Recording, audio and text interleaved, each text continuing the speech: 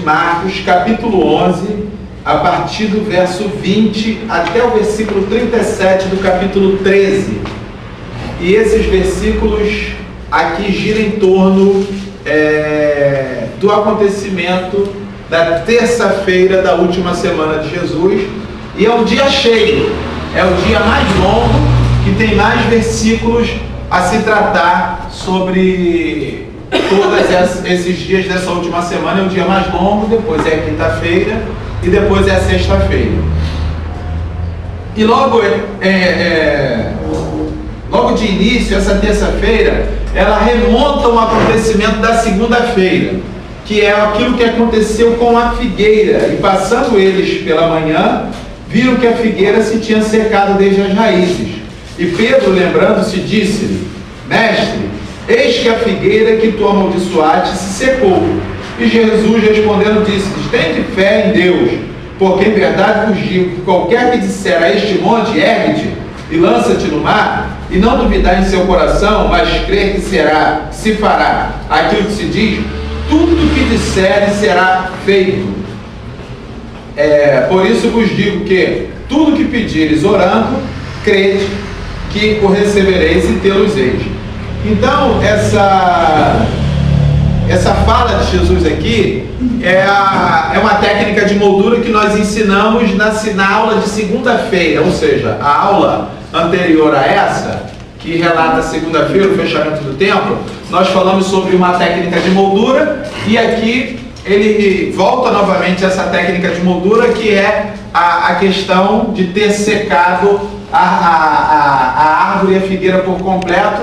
E o secar-se dessa figueira representa diretamente a condição que se encontrava a liderança sacerdotal de Israel, porque estava completamente colaborando com o sistema de dominação de Roma. E aí, quando ele diz assim: tudo, se você tiver fé e orar e pedir para que esse monte seja lançado no mar e seja aniquilado, será feito. Ou seja, esse templo que está corrompido, que trabalha dentro de uma dualidade, ou seja, existe uma ambiguidade dentro desse templo e com os sacerdotes. Se você pedir ao Pai para que essa ambiguidade se acabe, vai acabar e será lançado no mar. Ou seja, o Monte Sião era onde o templo estava estabelecido. Era isso que Jesus estava querendo dizer, que você poderia acabar com essa ambiguidade do templo. E o secar-se da figueira era o resultado dos sacerdotes dizendo que eles estavam mortos, que não poderia nunca mais produzir nenhum tipo de fruto. Portanto, se apostataram do caminho de Deus, e uma vez tendo entrado num caminho de apostasia, era a rejeição a tudo que Deus tinha preparado para aquele tempo que o Paulo chamara de plenitude dos tempos, e eles não quiseram nem saber disso. Eles não conheceram, como nós falamos sobre o Paulo, e diz que se tivesse conhecido, não teria matado o Senhor, que é Jesus. Então agora eles voltam, remonta a segunda-feira, essa questão da técnica de moldura. E agora o primeiro acontecimento que nós temos é o acontecimento sobre a interrogação acerca do João Batista. Ou seja, eu digo assim, um fato que acontece entre Jesus e os demais, porque Jesus ele vai e caminha diretamente para o templo. Ele chega no templo e ali ele fica juntamente com as pessoas. No templo, olha só o verso 27. E tornaram a Jerusalém, e andando ele pelo templo, os principais sacerdotes, os escribas e os anciões se aproximaram dele. Ele estava andando no templo, como eu falei na aula de segunda-feira, no caso, o dia que Jesus fecha o templo. Eu expliquei que o que acontecia nessa época de festa, nessa época de Páscoa, lá dentro do templo. Migravam-se judeus de toda a diáspora, judeus que estavam espalhados pelo mundo inteiro e iam a Jerusalém.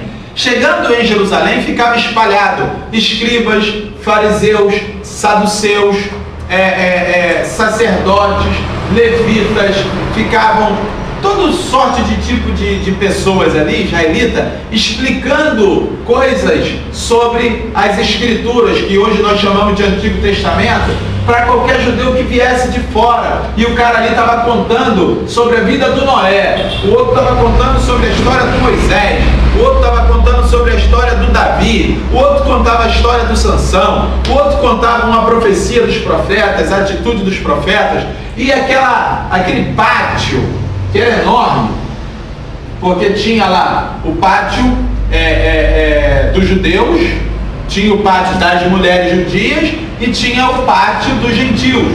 Então, os pátios ficavam lotados de gente e tinha tudo enquanto é tipo de pessoas assistindo às histórias que eles ficavam ali contando. E Jesus também era um contador de história ali no pátio, entendeu? Jesus era um cara que chegava e ficava contando a história dele ali no pátio, ficava contando as parábolas dele, está escrito e tal, não sei o quê, porque isso, porque aquilo. E um certo homem saiu de Jerusalém, caminhando, foi atacado por ladrões e tal. Jesus ficava contando as parábolas dele ali também, e a turma rodeava em volta de Jesus, que as palavras de Jesus eram interessantes a beça. E aí lotava de gente em volta de Jesus. Jesus chega. Porque no dia anterior, o que Jesus faz? Ele fecha o templo, assim, entre aspas, num ato simbólico, porque ele joga a barraca dos cambistas pro ar, ele faz ali um relevo danado ali com aquela turma que estava zoando o templo, ele acabou com aquela turma. E agora no outro dia, e tornaram a Jerusalém, e andando pelo templo, os principais sacerdotes, os escribas e os anciões se aproximaram dele. Foram logo direto em cima do cara. Porque na segunda-feira ele fez isso. Aí lhe disseram: com que autoridade fazes tu essas coisas? Quais são as coisas? Ele ter jogado tudo pro alto na segunda e ter entrado montado em cima do jumento num cortejo anti-imperial no domingo de Ramos, e confrontando a autoridade de Pôncio Pilatos, que era um representante romano, que de fato o confronto não era somente a Pôncio Pilatos, era o imperador, a César, nesse caso a Tibérios, que era o imperador da época de então. E aí, os escribas, os fariseus, eles partem para cima, os principais sacerdotes: com que autoridade tu faz isso? Como é que tu entra lá? Tu tá maluco, rapaz? E chega aqui agora vem zoar o nosso templo e tal. Como é que autoridade tu faz isso? Aí interrogam Jesus, entendeu? Aí pega: porra, tu tá pensando que tu é quem? Para tu chegar aqui e tal. O segredo da coisa é vocês tentarem imaginar essa situação. O Jesus, um homem, e uma turma de gente rodeando a ele, num pátio tal como esse, onde está lotado, uma galera ouvindo a galera falar. Pensem comigo vocês, os principais dos sacerdotes, os escribas e os anciões. Esses principais sacerdotes e ancião era a elite que dominava o templo e a ordem judaica. Os escribas eram contratados por eles, ou seja, era o pupilo deles, era o alto escalão. Todo o alto escalão da autoridade judaica estava ali. Então essa turma nunca iria ao pátio dos gentios e nem se apresentava no pátio dos homens nem das mulheres. Eles ficavam dentro das elites. Você imagina Anás e Caifás e os caras saindo de lá onde eles estão, indo em direção ao templo bufando, ao pátio do templo bufando. Pensa só comigo isso. Os caras bufando, a galera que estava ouvindo história de qualquer um estava contando: e meu irmão, os caras estão passando, aconteceu alguma zebra. Tá indo para lá e pum, enquadraram Jesus, aquele cara que cura os outros, que abre os olhos dos outros, que ressuscita até morto, e vai dar uma merda. E tal. Tu imagina a galera como é que não lotou. Pense comigo em volta. Em cima de Jesus, em cima dos caras, que os caras foram chegando ali. Imagina isso aí, a sua mente tem que ser fértil agora, para você tentar visualizar o pátio lotado, a galera migrando, passando no meio da multidão, os caras com aquele cetro. Tu imagina o Caifás com cajado, desde a época de Arão. Cajado vinha desde a época de Arão. Olha só, e viu o cara com aquelas vestes sacerdotal. A guarda real nunca deixaria Anás e Caifás no meio da multidão sozinhos.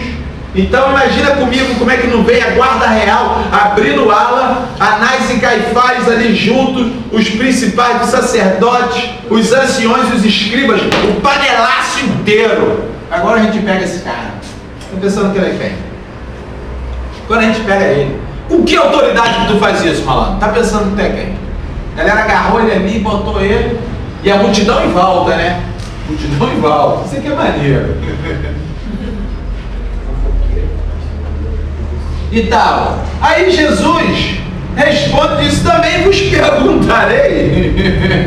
Uma coisa, respondei e então vos direi com que autoridade faça essas coisas. O batismo de João era dos homens ou do céu? Respondei. Meu irmão, Jesus botou eles numa situação que eles... Lê aí o que vem depois desse versículo, após essa pergunta aí. Quem pode ler para mim? E eles discorriam entre si. Se dissermos do céu, dirá então, por que não acreditastes nele? Se porém dissermos do homem, é de temer o povo, porque todos consideravam João como profeta. Olha só, primeiro fizeram uma conferência entre si. A resposta não veio de imediato. Quando Jesus fala isso, eles se reuniram e tipo assim, espera aí que a gente vai ver o que a gente vai falar. Olha só como é que já fica ruim pro lado dele. A multidão olhando, as autoridades sem resposta diante de um homem que eles julgam ser um qualquer. Porque eles chegaram assim: com que autoridade tu faz isso, malandro? Tá pensando o quê? Aí esse malandro, né, que eles julgam ser um qualquer, pega e diz: eu também vou falar um negócio para vocês. O batismo de João era dos céus ou era dos homens? Caramba, agora os caras não têm resposta. Aí os caras têm que fazer uma rodinha de uma panelinha ali, a guarda apartando a galera, e eles: não, se a gente der bola, se a gente falar isso, ele vai chamar a gente de hipócrita. Então a gente não pode falar que o batismo de João era dos céus, que a gente não recebeu. E se a gente segue dos homens, a multidão que está aqui assistindo, a gente vai engolir, a gente vai matar todo mundo. E tal, e aquela discussão ali, quanto tempo eles demoraram para decidir isso, a gente não sabe, mas a Bíblia diz que eles arrazoavam entre si. Que resposta daria? Chegaram a um consenso. Olha só, isso já deixou eles mal na fita. Porque eles, esse malandro aí deixaram eles mal na fita, por quê? Quando eles voltam para responder, eles dizem assim: não sabemos. Ou seja, ficou claro que eles ficaram envergonhados, porque sendo os doutores da lei, os detentores do poder, não sabiam responder um que eles julgavam ser um qualquer. Ou seja, ficaram envergonhados diante de um qualquer, segundo eles mesmos. A autoridade dele já foi lá embaixo diante da multidão. A multidão, você não estava dizendo que ele era um qualquer, um muquirana qualquer aí que fica perambulando fazendo bobagem? E agora vocês não sabem responder a esse cara que você julga ser um camponês, julga ser um cara que não sabe de nada, julga ser um cara que veio até do inferno, porque cansaram de chamar ele de Beelzebub? Aí eles ficaram sem falar nada. Aí olha só a resposta de Jesus.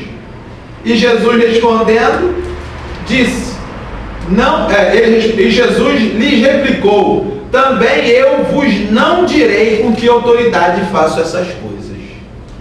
Caramba, Jesus ousado pra caramba. Aquela galera em volta: Jesus, eu também não vou falar nada. Vocês não vão falar, eu também não vou falar nada.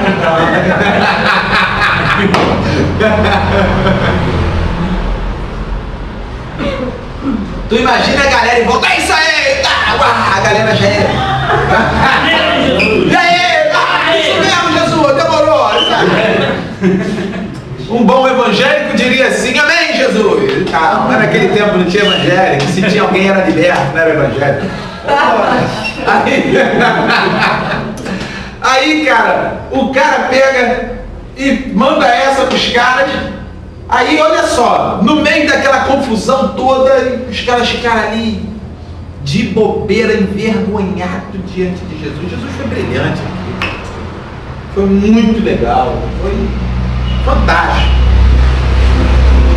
Aí, acompanha só o verso 12.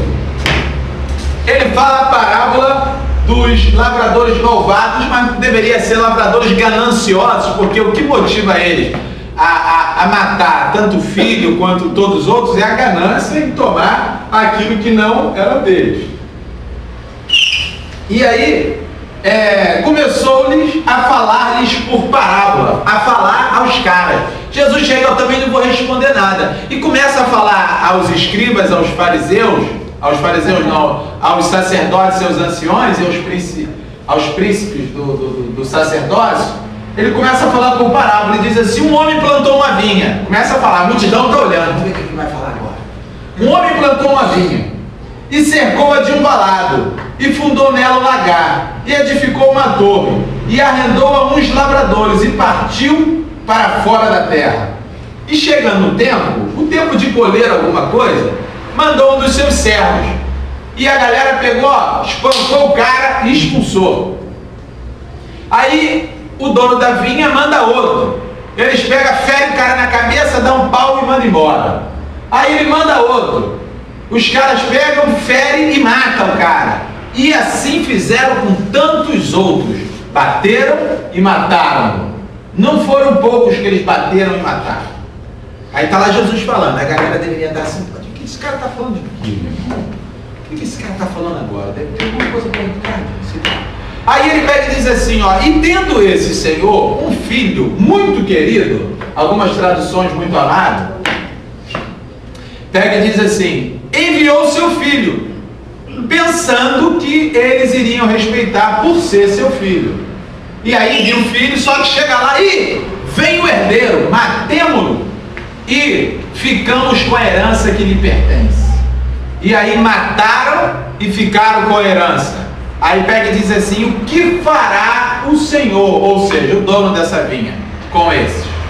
Aí Jesus mesmo responde. Qual é a resposta de Jesus?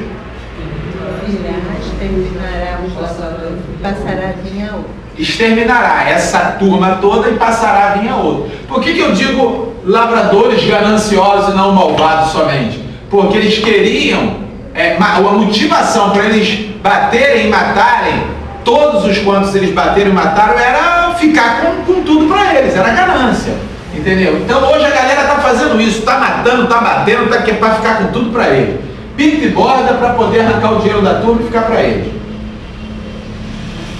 Jesus está ali falando e tal. Aí, rapaz, aí ele pega e diz assim: ainda não leste esta escritura? Jesus pega e diz isso, afirma isso: a pedra que os edificadores rejeitaram, esta foi posta por cabeça da esquina. Isto foi feito pelo Senhor, e é coisa maravilhosa aos nossos olhos? Ele pergunta: isso foi feito pelo Senhor, e é coisa maravilhosa aos nossos olhos?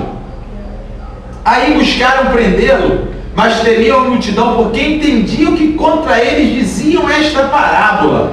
Olha só, buscaram prendê-lo, mas temiam por conta da multidão, ou seja, a multidão era a favor de Jesus. Aqui está claro que a multidão era a favor de Jesus, e aí temiam por conta da multidão.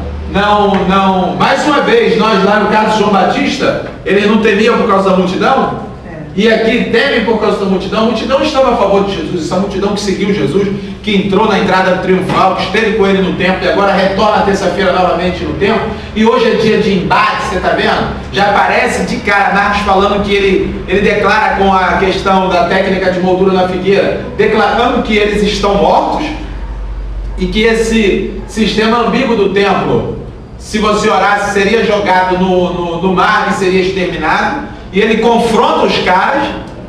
Primeiro os caras confrontam ele, e ele replica com a questão do batismo. Agora Jesus toma iniciativa. Jesus é que parte com o ataque, né, irmão? Quando ele cita essa parábola, Jesus parte com o ataque. E aí os caras entenderam que estava falando contra ele, tentou prender ele, mas com medo da multidão não prendeu. E aí entenderam que essa parábola era contra eles. Cara, eles entenderam que a parábola era para eles, ou seja, a palavra que o Jesus estava falando era para eles. Eles entenderam isso, mas não deram ouvido. Era para eles se arrependerem do mal que estava fazendo. Quanta gente entende hoje que a palavra é para ele, mas ele não quer saber, ele dá as costas para a palavra, entendeu? Ele não quer saber, ele vira a cara. Ele não quer dar assunto, ele sabe que é para ele, mas eu prefiro viver fazendo essa bobagem que eu estou fazendo do que seguir palavra. Que palavra o quê? Quem mandou a palavra dizer isso? Tem nada a ver com palavra. Minha vida é eu e o diabo e acabou. Entendeu? Saber de palavra. É assim, quem tem essa conduta de rejeição de palavra está fazendo aliança com o cão. E aí os caras, com medo da multidão, tentou prender Jesus, mas não deu, e mesmo assim não se converteu, meu irmão. Se a palavra está te pegando aonde quer que você esteja, se converta, cara, porque ainda é tempo, porque Jesus, ele é bondoso, ele te perdoa. Aí tá ali e tal, beleza, deixaram e ó, foram embora. Quem é que foi embora, gente? Hein? Os principais sacerdotes, os escribas e os anciãos foram embora porque fizeram uma pergunta, não souberam responder. Jesus agora toma a iniciativa do ataque e deixa os caras mal na fita. Eles perdem para Jesus diante de todo mundo e ó, rapa fora, porque a vontade deles, eles estavam irados querendo matar Jesus, mas com medo da multidão não puderam matar.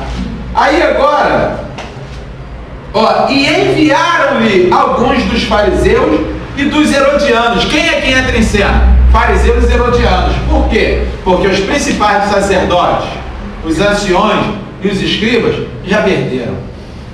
Agora o confronto continua. Terça-feira é dia de confronto, meu irmão. É dia de confronto com essa curriola suja. E Jesus não está de bobeira, ele encara mesmo. Ele encara. E aí, enviaram, depois que ficaram sabendo, deu zebra lá, os sacerdotes, ó, ficaram enrolados diante dele e tal. Aí os fariseus, meu irmão, deixa com a gente vai mandar a galera elitizada que saca da parada e vai deixar esse Jesus de bobeira agora. Mandaram os fariseus e os herodianos, e ali e tal. Quando chegaram lá, aí, olha só o que diz, para que eu apanhasse alguma palavra. E chegando eles disseram, mestre, sabemos que és homem de verdade, e que não te importas com quem quer que seja, porque não olhas a aparência dos homens, antes, com verdade, ensinas o caminho de Deus. Olha só. 7 nato. Oi? 7 nato. É um tremendo de um babão para aplicar esse calor. Deu aquela babada para chegar, mas é 7 mesmo. Ele deu aquela babada maneira. Vou botar Jesus lá em cima. Olha o caô, esses caô de pulpitológico que tem, entendeu? Aí tá, ele não olha a aparência e não sei o que, ensina o caminho de Deus, mestre. Vê se esse negócio aqui desse mestre não parece algo assim, meio sarcástico, né? Demagogo, mestre. Entendeu? Demagogo, mestre. Sabemos que és homens de verdade. Entendeu? E não te importas com quem quer que sejas. Olha lá.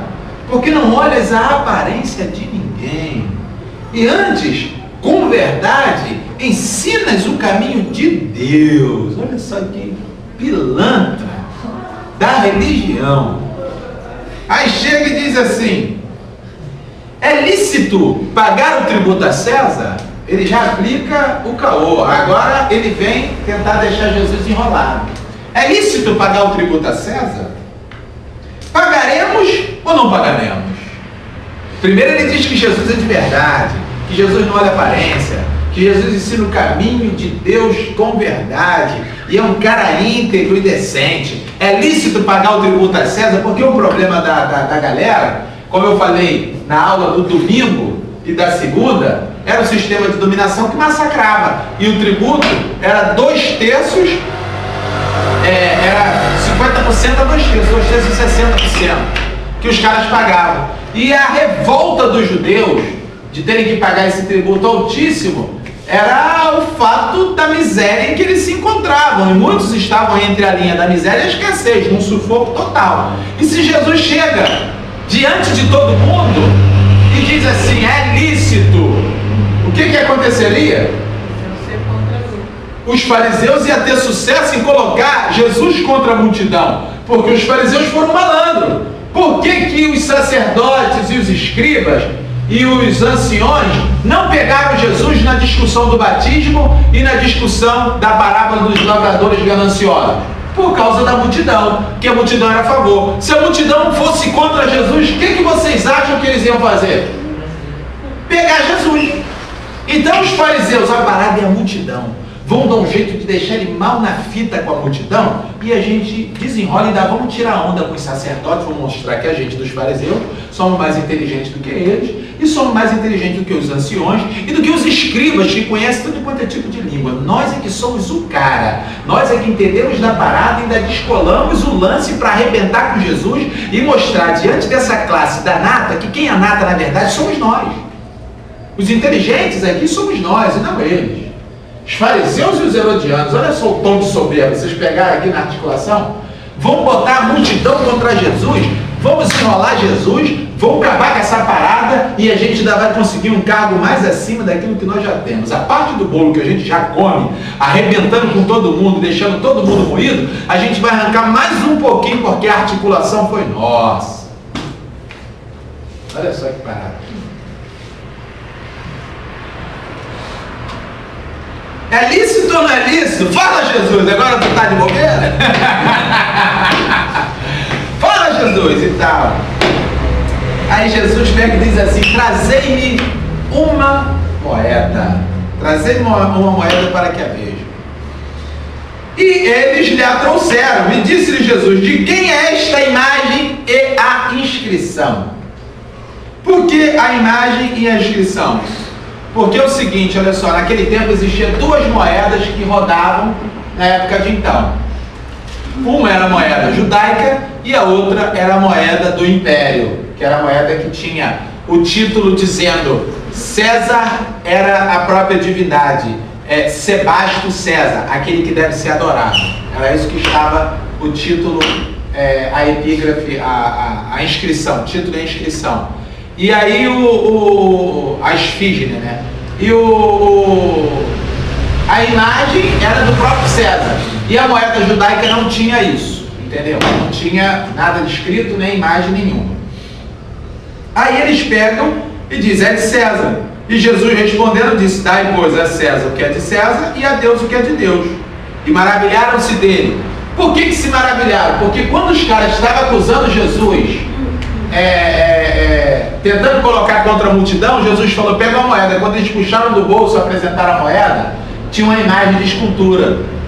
E o Êxodo diz que não pode ter nenhum tipo de imagem de escultura, nem nada semelhante àquilo que é nos céus, ou na terra, ou embaixo da terra. É proibido, segundo a lei judaica, ter imagem de escultura. E os fariseus tinham imagem de escultura no bolso, desrespeitando a lei judaica. E a multidão, olha lá, idólatra.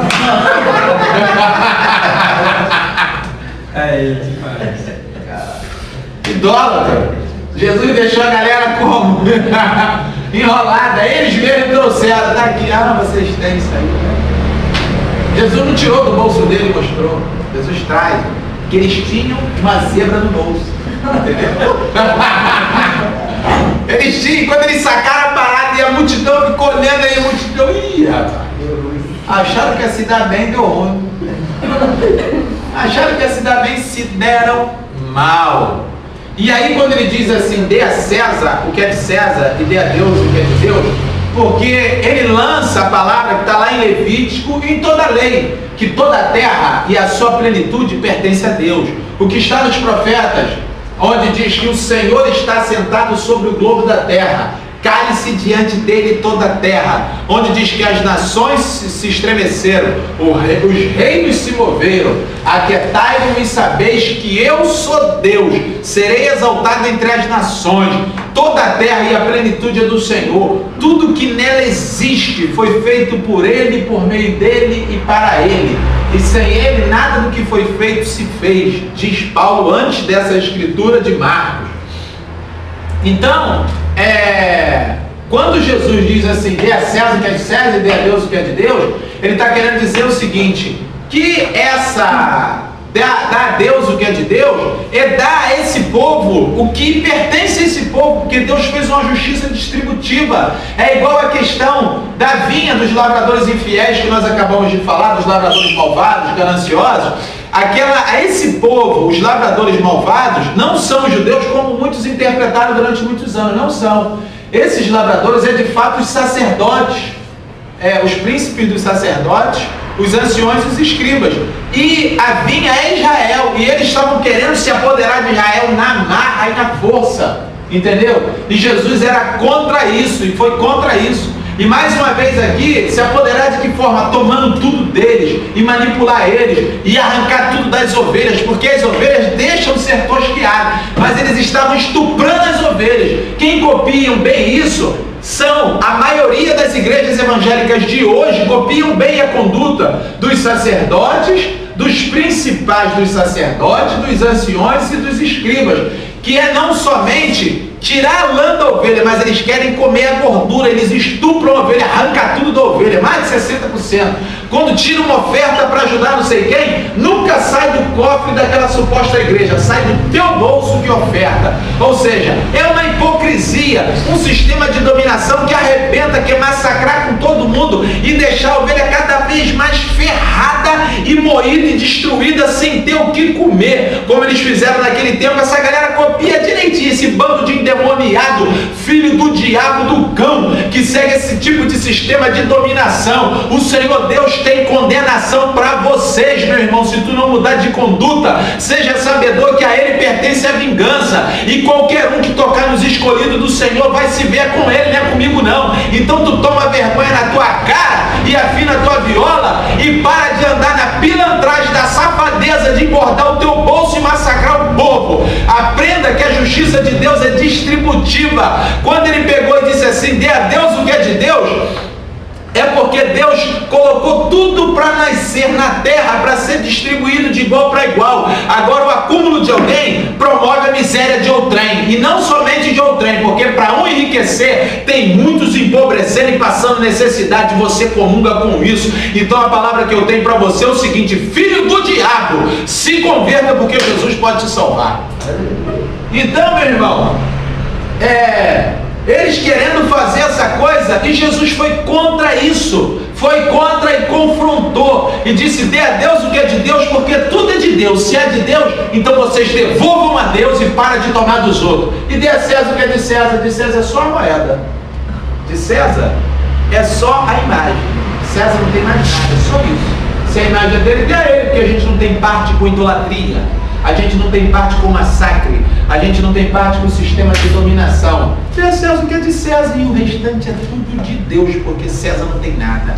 Ou seja, tudo é dele, e por meio dele, e sem ele, nada do que foi feito se fez. A galera se maravilhou, porque mais uma vez Jesus ricou todo mundo. Aí, acaba de ter esse confronto, meu irmão. Tu imagina que o tempo está lotando, tá bom, comendo igual pipoca, blá blá blá. Meu irmão, hoje o couro tá comendo. Demorou, a galera tava lá no bom embalo, todo mundo empolgado, meu velho, porque o seguinte, cara, a galera que tava massacrando estava sendo envergonhada. E aí, você sabe o que acontece com isso? Foi só um dia só. Aí a turma diz, mas foi só um dia, mataram Jesus. Isso é réplica do grande e terrível dia do Senhor, porque no grande e terrível dia do Senhor, o Senhor vai passar o cerol fininho. O Senhor vai moer todo mundo. Ele vai jogar no lago de enxofre, que é a segunda morte, Satanás e vocês que andam juntinho com Satanás, achando que está reinando em vida nas nossas custas. Na minha não, que eu não sou otário de te enriquecer, meu irmão, porque Jesus me libertou e eu simplesmente sigo a Ele, mas vocês estão ripando uma galera. Vai chegar o dia que o Senhor vai te ripar, e eu vou estar de lá vendo, porque Ele já salvou a minha alma e a minha vida segundo as suas misericórdias, e eu vou olhar e vou simplesmente assistir, porque eu não tenho poder de te salvar. Hoje eu posso te colocar diante dessa porta de salvação chamado Jesus, mas negue-se a si mesmo, e toda essa treta que tu faz, que tu encontrarás salvação, meu irmão.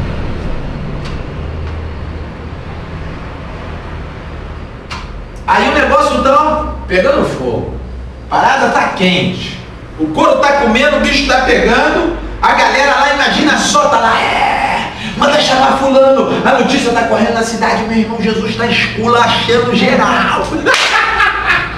Jesus tá esculachando geral. Aí, velho, agora quem entra na parada? Os saduceus. Os saduceus chegou no lance. E aí vem os saduceus agora, né? Então os saduceus, que dizem não há ressurreição, aproximaram-se dele e perguntaram-lhe dizendo, mestre, olha só que novo mestre, Tomou-lhe uma moída de Jesus. A galera que chegou com o papo de mestre anteriormente tomou-lhe uma moída de Jesus, vai ser outro. E a turma é assim, safado mesmo, chama ele de mestre na cara de pau. E aquela coisa falsa, diz que está com Jesus, não está nada, tu não está com Jesus não, cara. Vê se tu se enxerga quem é você. Mestre, é assim que tu fica, mestre. Vai, tu vai ver o que tu vai encontrar lá, tu vai sentar no colo do Baal. Moisés nos escreveu, eles usam até a Bíblia, tá vendo? Tá igualzinho a galera de hoje, não usa até a Bíblia.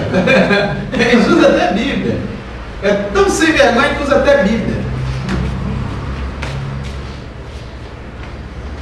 Moisés nos escreveu que se morresse o irmão de alguém e deixasse mulher e não deixasse filhos, seu irmão tomasse a mulher dele e suscitasse descendência a seu irmão. Ora, havia 7 irmãos, eles constroem até história. Isso aqui me parece até a igreja evangélica de hoje. Eles dizem, mestre, diz que está com Jesus, usa até a Bíblia e constrói história na hora da pregação, fantasiosa, conta um monte de coisa, conta história. Oi? Fizeram até parábola. A galera tá aí, vocês estão perfeitos no 171, meu irmão. Vocês, ó, show de bola para vocês, a aula de 7, ó, tem que aplaudir você. Acho que o diabo deve sentar para deve ficar admirado olhando vocês assim. Nossa, eles são fantásticos. Dá cocô até no cão, né? Dá cocô até no diabo. Aí, meu irmão, chegaram, havia 7 irmãos. O primeiro tomou mulher e morreu sem deixar descendência. O segundo também a tomou e morreu. E este nem deixou descendência. O terceiro da mesma maneira.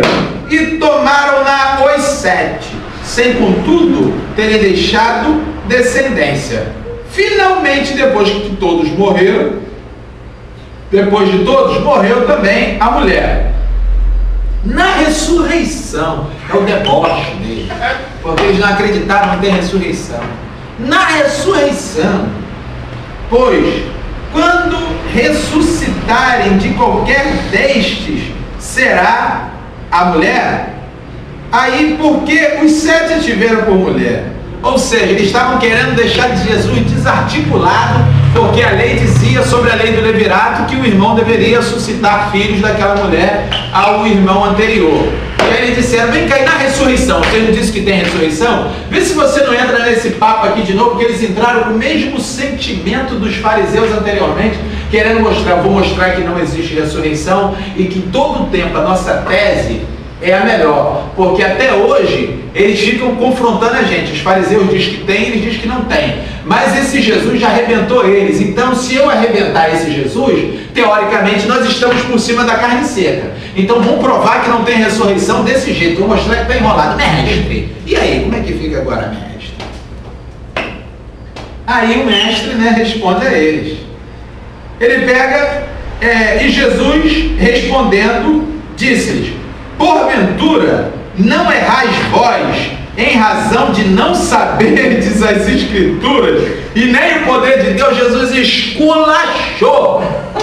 Você não conhece Bíblia de nada e nem o poder de Deus. É a mesma coisa, cara. Essa turma que está aí hoje, moendo a galera, estuprando ovelha, arrancando tudo que no qual me referi, vocês não conhecem Escritura nenhuma e nem poder de Deus. E não adianta ficar chateado comigo, porque eu sou apenas um porta-voz daquilo que está escrito. Vê se você entende. Eu estou falando o que está escrito aqui, Marcos capítulo 12, versículo 24, e agora daqui a pouco vamos falar do 25. Então, meu irmão, a palavra é de Deus. Então você se vê com Deus e reclame com Ele e não comigo, se você se diz seguidor dele.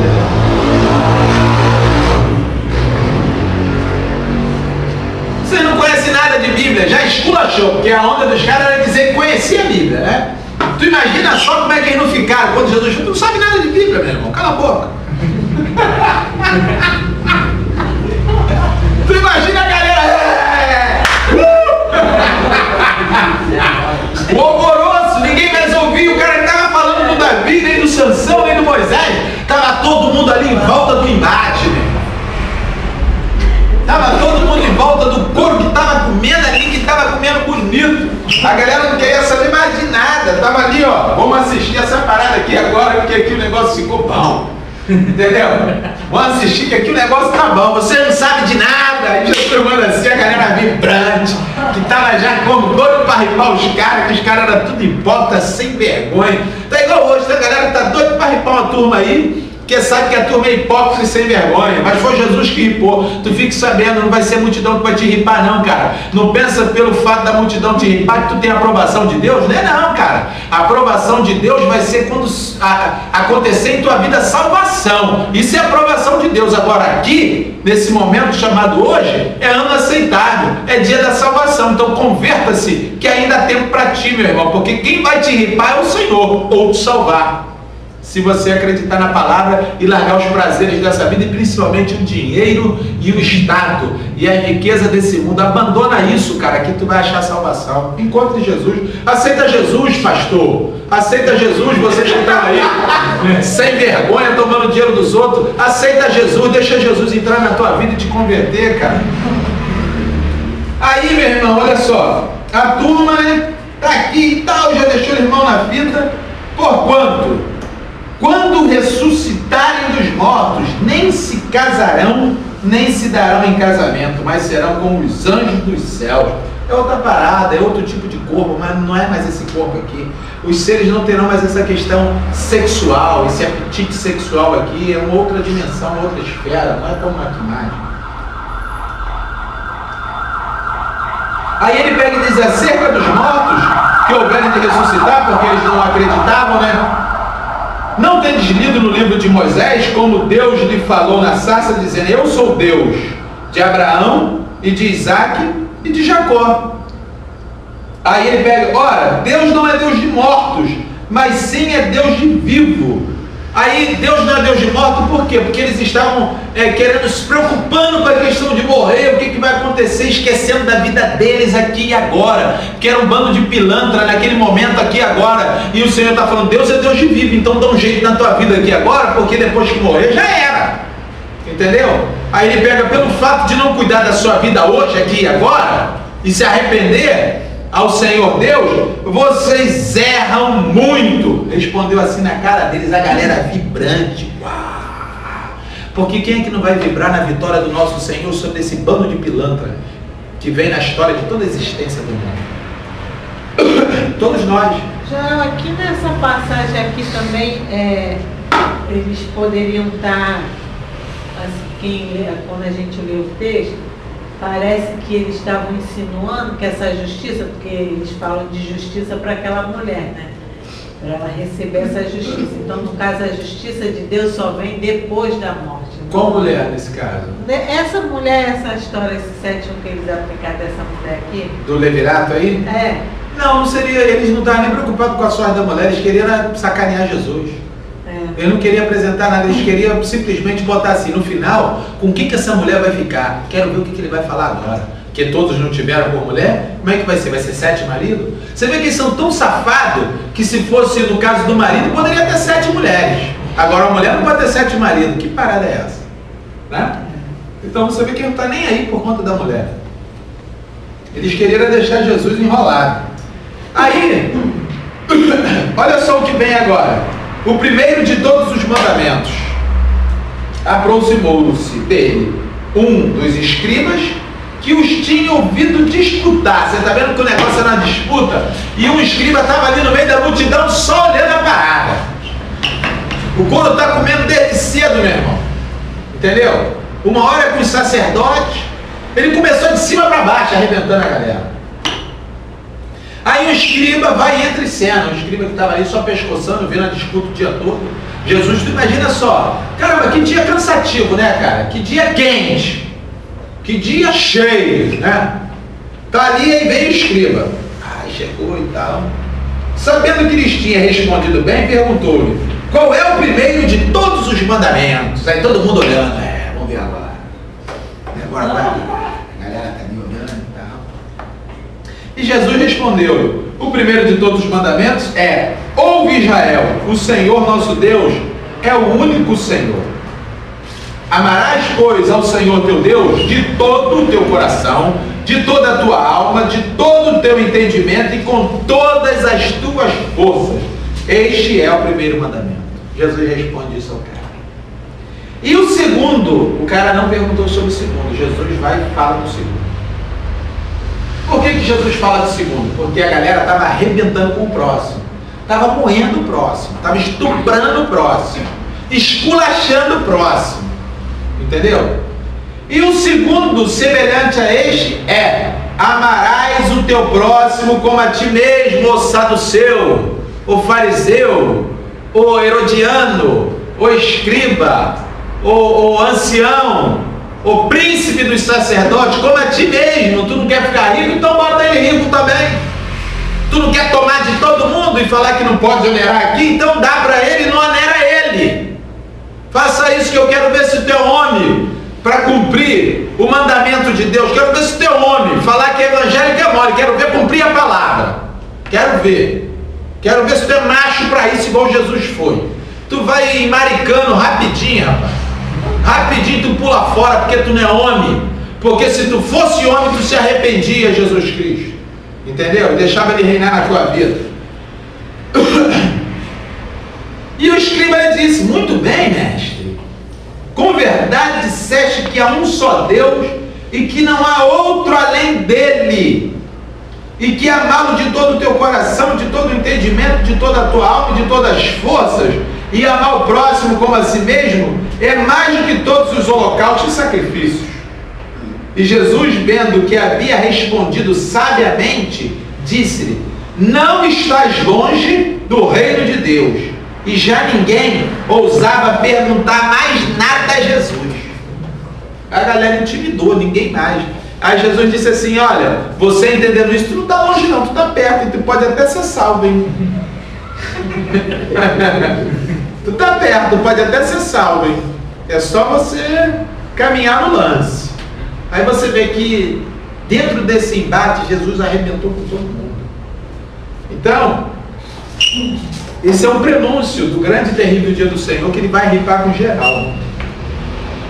E aí beleza, tá? Todo mundo intimidou, agora ninguém ousava mais falar nada, mas estava irado.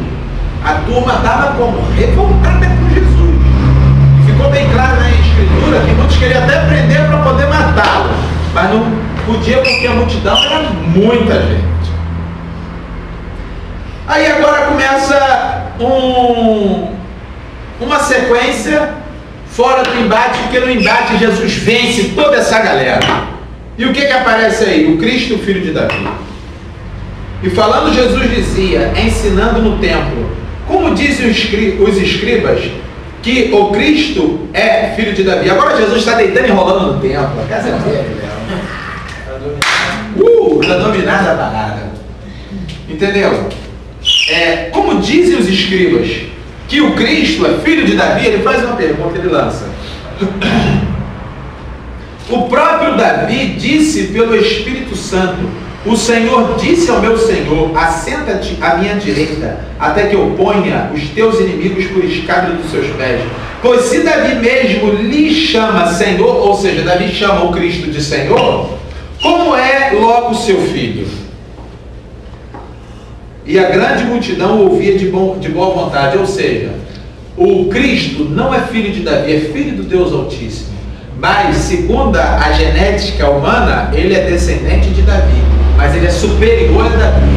Ou seja, Cristo está mostrando, Jesus está mostrando a superioridade do Cristo sobre Davi. Estão entendendo isso? Ele pega e deixa isso bem claro. Jesus censura os escribas. Ensinando-os, dizia-lhes: guardai-vos dos escribas.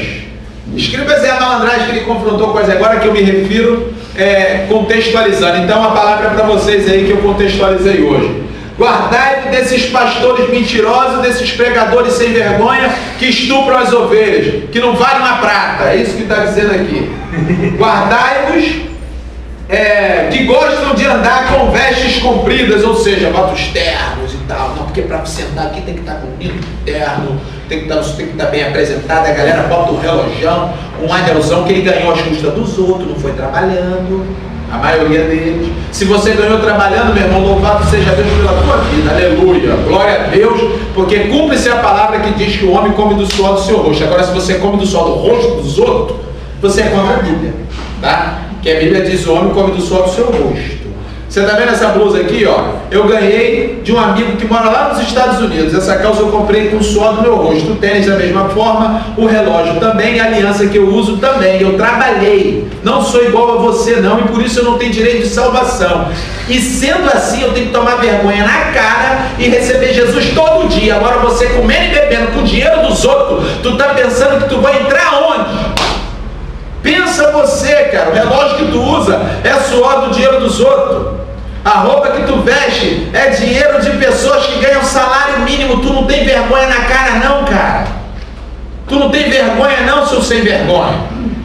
Toma vergonha na tua cara e aceita Jesus, rapaz. Aceita Jesus para ver se Ele te liberta, que Ele pode salvar. Então a Bíblia manda guardar de você, que sabe que é lobo voraz. Entendeu? Que gosta das saudações nas praças e das primeiras cadeiras nas igrejas. Aqui no caso é nas sinagogas, né? E de todos os primeiros assentos na ceia. Gosta de mandar na ceia. Quem manda aqui sou eu. Você não come, ele come. Você pode, ele não pode. Quem pode é só a gente aqui. Quem sabe quem pode sou eu. Olha aí, meu irmão. Cuidado. Cuidado que a Bíblia falava de você e tu nem sabia, né? Mas tá aqui, você aqui, ó. Tu está aqui, capítulo 12, versículo 31, 39 e 40 de Marcos. Entendeu? Agora vem um negócio pior ainda, meu irmão. Olha só o que vem. No verso 40, o que ele fala de tu? Olha só. Que devora a casa das viúvas. Cara, tu é sem misericórdia. Tu pega da viúva, rapaz. Tu é sem misericórdia. Isso com pretexto de largas orações. Estes receberão mais grave condenação. Cara, tu vai ficar chateado comigo, que eu sei que tu vai, mas Jesus te perdoa e eu também, mas a palavra não é minha. A condenação que está aqui não sou eu que estou predizendo. Eu não sou legislador e nem juiz. Eu estou repetindo, eu sou um arauto, só isso. Estou repetindo o que está aqui. Entendeu? Agora vamos para a viúva pobre para ver se fala de tu também. Vamos lá. Vamos ver se tu aparece aqui também. E estando Jesus assentado de frente da arca do tesouro, observava a maneira como a multidão lançava o dinheiro na arca do tesouro. E muitos ricos depositavam muito. Vindo, porém, uma viúva, depositou 2 pequenas moedas que valiam 5 réis. E chamando os seus discípulos, disse-lhes: em verdade vos digo, que esta pobre viúva depositou mais do que todos os que depositaram na arca do tesouro, porque todos ali depositavam do que sobejavam, mas esta, da sua pobreza, depositou tudo que tinha, todo o seu sustento. Olha só, o sistema de dominação. Os ricos ficavam nesse status, e chegavam a esse status, porque massacravam as pessoas e tomavam das pessoas. E essa viúva pobre representa aqueles que foram massacrados. E os ricos representam aqueles que massacravam. E eles, uma vez tendo massacrado, depositavam aquilo que não foi suor do rosto dele. Então para Deus isso não tem valor nenhum. Isso aí que você está dando para Deus, você vai estar depositando carro, casa, mansões, cheque de 10 mil, de 100 mil, de 1 milhão, isso não representa nada para Deus, cara. Deus sabe de onde veio e você fica se apresentando para todo mundo, dizendo que você está dando isso, está abençoando a vida do fulano, do ciclano. Não dá nada, não saiu do teu bolso, você tomou dos outros. Mas aquela mulher, uma vez tendo sido tomada, ainda ofertou a Deus tudo que ela tinha. Então, aqui mora um verdadeiro cristão que foi massacrado por você e ainda assim apresenta alguma coisa a Deus, não olhando o pilantra que tu és, como Malaquias dissera: não olheis o pilantra, mas trazeis os dízimos à casa do tesouro. E esse safado que fica roubando o dízimo que vocês dão, tudo aquilo, o sustento que vocês trazem à casa do tesouro, eles ficam articulando a pilantragem. Capítulo 1º, 2º de Malaquias, e o 3º também fala da conduta desses pilantras, que no qual se apresentam aqui do mesmo jeito, do jeito que vocês hoje vivem. E aí ele pega e diz: não façam prova da pilantragem, mas façam prova de mim, que eu vou abrir a janela dos céus. E no caso, o Senhor tem poder para sustentar a viúva, que dá somente aquilo que sobrara, porque você despojou ela, você rapelou ela, você tirou tudo dela, com pretexto de orações, com pretexto de palavras. se dizendo ser enviado de Deus, mas é lobo vestido de ovelha, e tu está pensando que Deus não está te vendo? Está te vendo, e mais uma vez ele fala aqui. Então essa viúva trouxe, e você sem vergonha vai assentar no colo de Baal, e ele vai dizer assim: chegou bem desgraçado aqui, meu filho, agora ajoelha e reza. É isso que ele vai te falar se tu não se converter. Agora ele começa com um pequeno apocalipse. Ele começa com um pequeno apocalipse. Tem que girar esse daqui para soprar, para sair lá. Liga esse aqui. Aí ele começa com um pequeno apocalipse, falando do princípio das dores. Aí ele pega e fala do princípio das dores. E ele pega e diz assim: e saindo ele do templo, disse-lhe um dos seus discípulos, mestre, olha que pedras e que edifícios. Respondendo Jesus disse: vês esses grandes edifícios, não ficarás pedra sobre pedra que não seja derribada. Ele está falando de uma condenação. E essa condenação aconteceu após a morte de Nero em 58. Rapaz, foi terrível a fumaça. Tira aquele lá para ver se sai para lá. Após a morte de Nero em 58, entra no cenário Vespasiano com o seu filho general Tito, e aí eles acabam na guerra judaico-romana, acaba com os judeus, derruba o templo, acaba com tudo, e se cumpre essa profecia. E assentando-se ele no Monte das Oliveiras, de frente do templo, Pedro, Tiago, João, André lhe perguntaram em particular: dize-nos, quando serão essas coisas e que sinal haverá quando todas elas estiverem para se cumprir? E Jesus, respondendo-lhes, começou a dizer: olhai que ninguém vos engane. É a palavra que eu digo hoje a vocês que estão aqui, a vocês que vão assistir esse DVD ou vão assistir no YouTube. Olhai que ninguém vos engane. Ninguém significa o quê? Ninguém, tá? Porque talvez você pense: não, isso aqui pode me enganar. Ninguém é ninguém. Olhai que ninguém vos engane, porque muitos virão em meu nome dizendo: eu sou o Cristo, e enganarão a muitos. E quando ouvires de guerra e de rumores de guerra, não vos perturbeis, porque assim deve acontecer, mas ainda não será o fim. Nós já estamos avizinhando esses dias, gente. Porque guerras e rumores de guerra está acontecendo à torta e à direita nos nossos dias. Porque se levantará nação contra nação e reino contra reino, e haverá terremotos em diversos lugares. Terremotos em diversos lugares. Presenciamos no Haiti ano passado, presenciamos agora no Japão esse ano, presenciamos inúmeros terremotos espalhados para tudo enquanto é lugar na face dessa terra. E haverá fomes. Quantos lugares estão aí padecendo fome? Gente, nós estamos avizinhando esses dias que já estão acontecendo. E haverá fome. Isso será o princípio das dores. Está vendo? Ele falou que tudo isso que nós falamos de guerra e tal, ainda não será o fim. Ele diz que isso é o princípio das dores. Ainda tem muita zebra para vir ainda. Mas olhai por vós mesmos, olhai por vós mesmos, para que ninguém vos engane. Olha, é como que diz assim, ó: escapa-te pela tua própria vida. É o conselho que Jesus está te dando. Escapa-te pela tua própria vida, porque eles vão tentar arrebatar a tua alma. Olhai por vós mesmos, porque vos entregarão aos concílios e às sinagogas.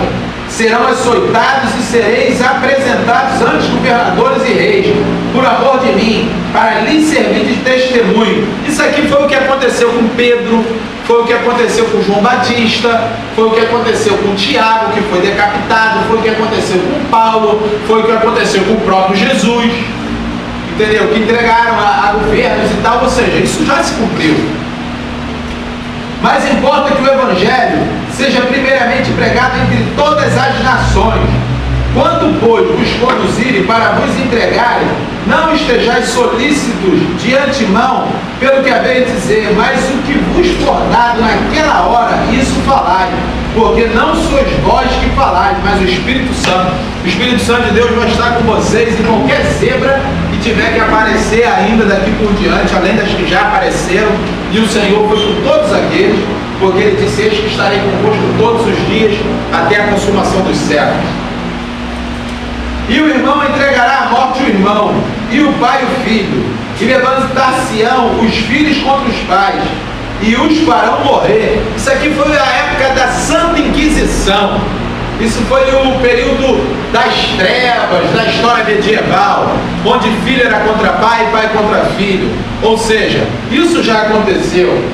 E serei aborrecido de todos por amor de meu nome, mas quem perseverar até o fim, esse será salvo. Ou seja, nós estamos avizinhando esses dias, cara, esse dia da vida de Jesus, porque eles disseram: mestre, responda, qual é o sinal? Ou o que acontecerá sobre a tua vida? E Jesus respondeu: isso aqui é um mini apocalipse de Marcos, capítulo 13, até o versículo 13. Fala sobre capítulo 13, versículo 1 ao 13, é o mini apocalipse. E ele continua falando até o verso 23, e depois ele fala até o verso 31, depois ele vem até o verso 37, falando sobre esse mini apocalipse, que no qual ele pega e diz o seguinte: ora, quando vós virdes a abominação do assolamento que foi predito, está onde não deve estar. Se estiverem na Judéia, que fujam para os montes, e o que estiver sobre o telhado, que não desça para casa, nem entre a tomar coisa alguma de sua casa, e o que estiver no campo, que não volte atrás para tomar a sua veste. Mas ai das grávidas, das que criarem naqueles dias. Orai, pois, porque a vossa fuga não suceda no inverno, porque naqueles dias haverá uma aflição tal como nunca houve desde o princípio da criação que Deus criou, até agora, nem jamais haverá. E se o Senhor não abreviasse aqueles dias, nenhuma carne se salvará, mas por causa dos escolhidos que escolheu, abreviou aqueles dias.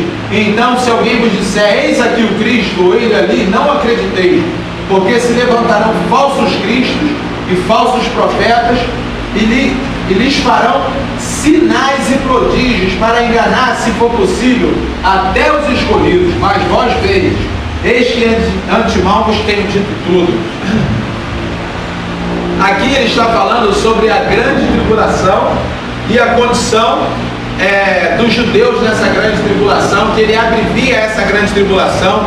Esse que foi predito no verso 14 é pelo profeta Daniel, que fala das 70 semanas de Daniel, e fala da grande tribulação, que virá um assolador assentado nas asas da abominação, tendo se cumprido com o antigo Epifane, que prefigura um tempo escatológico, que é um tempo visionário, que é um tempo de um apocalipse que o João se refere na chamada grande tribulação, e que no qual Marcos também fala dessa grande tribulação, em que abrevia esse tempo por conta dos escolhidos lá de Israel. Mas na grande tribulação muitos serão salvos também, porque a função dos 144 mil é pregar o evangelho do reino, e o evangelho do reino alcançaria tanto judeus como gentios. E no capítulo 7 de Apocalipse fala sobre isso. No capítulo 14 aparece os 144 mil vitoriosos, juntamente com as duas testemunhas, porque pregaram o evangelho e alcançaram muitas almas na abertura do 5º selo de Apocalipse. Quem são estes que se apresentam diante de ti, que vêm com as vestes salpicadas de sangue? O anjo responde a João e disse: estes são aqueles que vieram de grande tribulação. Por isso, estão diante do Pai agradecendo e louvando o dia inteiro, dizendo: santo, santo, santo é o Senhor dos exércitos, bendito é o Cordeiro. Por que eles dizem isso? Bendito é o Cordeiro, de receber honras e glórias e adoração, porque salvou eles do meio da grande tribulação. Ou seja, na grande tribulação haverá também salvação a gentios. O sermão profético continua, quando ele fala sobre: aprendei, pois, a parábola da figueira, fala sobre todo esse tempo escatológico que está por vir, que eu e você estamos aviciando esse tempo. Nota-se que em todo o tempo que o Senhor se manifestou na terra com poder, olha no tempo de Noé, quando ele se apresentou com poder, tinha alguém esperando Deus? Ninguém. Sodoma e Gomorra, quando ele se apresenta na terra com poder, tinha alguém esperando Deus? Ninguém. Mas sempre aparece o remanescente, Noé e seus filhos, Ló e sua família. Quando ele chega com Moisés, tinha alguém esperando Deus? O nego não sabia nem quem era Deus, mas salva uma turma lá do meio do Egito. Quando ele chega com Jesus na terra, mataram Jesus. Tinha ninguém esperando Deus, como a igreja evangélica prega, gente, vamos ficar. Aí parece que o povo está esperando Deus piedoso. Isso é contradição ao que a Bíblia diz. Quando Jesus chegar, poucas pessoas estarão esperando Ele. Poucos serão os que estarão esperando a pessoa de Jesus. Está igual hoje. Quem está esperando Jesus? A igreja evangélica que deveria estar esperando Jesus, está esperando o próximo culto para ver quanto vai dar de oferta. É isso que eles estão esperando. E a galera que está indo lá, está esperando o culto para tentar uma cura divina. Para receber uma bênção tal, que lhe venha sei lá o que lhe traga uma exaltação, que uma porta possa ser aberta e Deus o exalte e envergonhe todo mundo que está em volta dele e possa entender que Deus está na vida dele.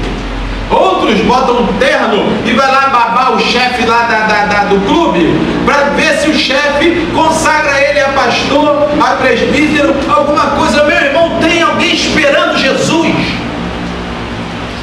Porque a palavra diz: quando Jesus voltar, porventura achará fé na terra. Bom servo e fiel é aquele que, quando o Senhor chegar, o encontrará fazendo assim, ajudando o próximo, dividindo, compartilhando. Onde a gente está vendo isso, meu irmão? Nós estamos avizinhando a vinda, ou seja, a volta, a parousia, a manifestação de Cristo nos céus, para poder buscar um povo zeloso de boas obras e não um povo pilantra que arranca dinheiro dos outros, que procura status aqui e um benefício acolá. Ele vai buscar um povo zeloso de boas obras. Meu irmão, acorda, porque Jesus está voltando. Jesus está voltando, meu irmão. Não tem jeito.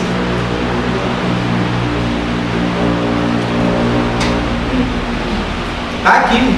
Eu acredito que isso é verdade. Está escrito aqui. Eu não estou inventando nada disso. Está tudo aqui. Nós começamos no 11, a partir do versículo 20, e vamos terminar no 13:37. Está tudo aqui. Isso se remete à terça-feira da última semana de Jesus. E aí, nós falamos da parábola da figueira, o sermão profético continua. Verso 32. Mas naquele dia e hora, ninguém sabe, nem os anjos que estão no céu, nem o Filho, senão o Pai. Mas olha só, entenda bem uma coisa, no verso 29 diz: assim também vós, quando virdes suceder essas coisas, sabei que já está perto as portas. Na verdade, no Egito não passará esta geração sem que todas essas coisas aconteçam. Passará os céus e a terra, mas as minhas palavras não passarão. Não vai passar. Olhai e vigiai, e orai, porque não sabeis quando chegará o tempo. Então vigia, fica ligado, se desprende das coisas materiais. É como se um homem partindo para fora da terra deixasse a sua casa e desse autoridade aos seus servos e a cada um a sua obra, e mandasse ao porteiro que vigiasse. Vigiai, pois, porque não sabeis quando virá o Senhor da casa, se à tarde, se à meia-noite, se ao cantar do galo ou se pela manhã, para que quando vindo de improviso não vos ache dormindo. Sai desse sono da indolência, desperta, ó tu que dormes, e Cristo te esclarecerá. E as coisas que vos digo a todos: vigiai. Agora deixa eu fazer uma pergunta para vocês. Se os principais dos sacerdotes, os escribas E os anciões, os fariseus, os herodianos, os saduceus e o escriba eram aqueles que se diziam detentor da palavra, filho de Deus e povo de Deus, que faziam contato de Deus na terra, e de qualquer um terráqueo que queria fazer contato com Deus era através dele. Eles se achavam salvos. E nesse dia o Senhor inspira a Marcos para mostrar desta forma que nós conversamos o que é que vocês acham que o Senhor está querendo dizer a esse povo que se acha assim. Vigiai, acorda porque está ruim pro lado de vocês. E está igualzinho, meu irmão, você que está indo na igreja, você que está orando, jejuando, está lendo a Bíblia, está se achando salvo, vigia. Vigia e se enxerga para ver se você não está enquadrado aqui. E se está, meu irmão, olha só, deixa eu te dar uma boa notícia. A salvação para ti, dobre-se o teu joelho aí onde você está e peça perdão ao Senhor que Ele vai te salvar, cara. A palavra aqui é para redarguir a mim e a ti. A palavra é para exortar, é faca de dois gumes. Ela penetra ao ponto de fazer divisão da alma e do espírito, juntas e medulas. É para mim, é para você, é para todos nós. Há tempo de se curvar diante de Deus e se arrepender diante dele. Então, se na terça-feira há essa instrução e há essa repreensão, vamos receber a repreensão do Senhor, porque o Senhor ama aquele que Ele repreende. Cara, tu é sem vergonha do jeito que tu é, mas Ele te ama sem vergonha sim, e Ele quer transformar a tua vida e quer te salvar. E hoje eu encerro as minhas palavras aqui. Amém?